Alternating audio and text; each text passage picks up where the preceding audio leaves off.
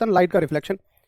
देखिए, अगर लाइट जाके टकराती है, बहुत सिंपल सी बात है, किसी ऐसे सरफेस से जिसमें से वो आर पार जा सकती है, जैसे कि ये कांच का ग्लास है, अगर लाइट इससे जाकर टकराई तो इसमें से पार निकल जाएगी।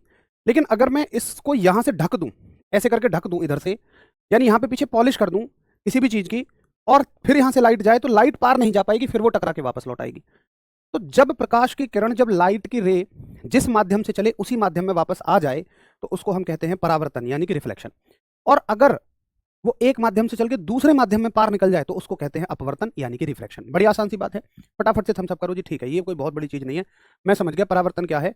माध्यम के हिसाब से समझो इसको। भाई मान के चलो तुम्हारे सामने एक शीशा है, मिरर है, दर्पण है, उस पर तुमने प्रकाश की किरण को डाला, प्रकाश की किरण यहाँ हवा है, हवा से ही गई, दर्पण से टकराई और हवा में ही वापस आ गई, तो ये हो गया परावर्तन, रिफ्लेक्शन। अब हो सकता है कि सामने आर पार दिखने वाला कांच हो और उसके पीछे पानी भरा हो, तो प्रकाश की किरण क्या होगी, कांच से टकराएगी, अंदर चली जाएगी, उसमें पानी में चली जाएगी। तो पानी में जाने का मतलब क्या हो जाएगा कि ये अपवर्तन हो रहा है, रिफ्रैक्शन हो रहा है। बोलो क्लियर है? बहुत आसान सी बात है, कोई बहुत मुश्किल चीज नहीं है। ये हो गया आपका रिफ्लेक्शन। अब इसमें कुछ आप टर्मिनोलॉजी समझिए। क्या टर्मिनोलॉजी है? देखिए, ये मान लीजिए आपका जैसे मिरर है, मैं क्या करूंगा, दो चीजें समझिए, दर्पण में और लेंस, या जिसको मैं बार बार कांच कह रहा हूं, बेसिकली उसको आप लेंस कहिए। दर्पण में और लेंस में क्या फर्क होता है कि आपको दर्पण में आर पार नहीं दिखता है, जबकि लेंस में आपको आर पार दिख जाता है। सिर्फ दो छोटी छोटी चीजें हैं। तो ये दर्पण है, इस बात का पता करने के लिए मैं इस पर पीछे ऐसे डैश डैश लगा दूंगा, मतलब ये पॉलिश कर दी मैंने क्या कर दी है, पीछे पॉलिश कर दी है, और पॉलिश करते ही ये क्या बन जाएगा, दर्पण बन जाएगा, यानी कि ये मिरर बन जाएगा। जो किरण इस पर ऐसे आके पड़ेगी, मतलब मैंने यहां से ऐसे टॉर्च डाली है, ये पहला लेक्चर है, मैं सही करा दूंगा, अगर वो गलत लिख गया है तो मैं सही करा दूंगा।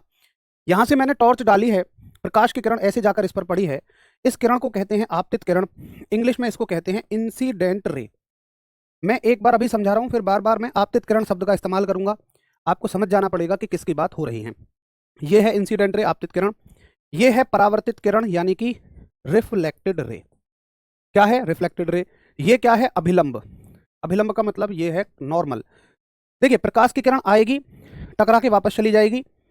अगर जहां वो दोनों किरणें मिल रही हैं उस पर तुम एक सीधी लाइन डालो, जैसे ये दर्पण है, प्रकाश की किरण आई, टकरा के चली गई, तुम एक सीधी लाइन यहाँ पे डालो, यही अभिलंब हो जाएगा, यही इसका नॉर्मल हो जाएगा। अभिलंब के साथ आपतित किरण यानी कि इंसिडेंट रे जो एंगल बनाती है, ये एंगल आपका, ये कोण आपका आपतन कोण कहलाता है, यानी कि इंसिडेंस का एंगल कहलाता है, इंसिडेंस का एंगल कहलाता है, और इस एंगल को हम आई से दिखाते हैं। और जो जाने वाली किरण के साथ कोण बनता है, परावर्तित किरण के साथ कोण बनता है, यह परावर्तित कोण, यह परावर्तन कोण कहलाता है। ये एंगल आपका रिफ्लेक्शन का एंगल कहलाता है। बोलिए क्लियर है? ये एंगल रिफ्लेक्शन का एंगल कहलाता है।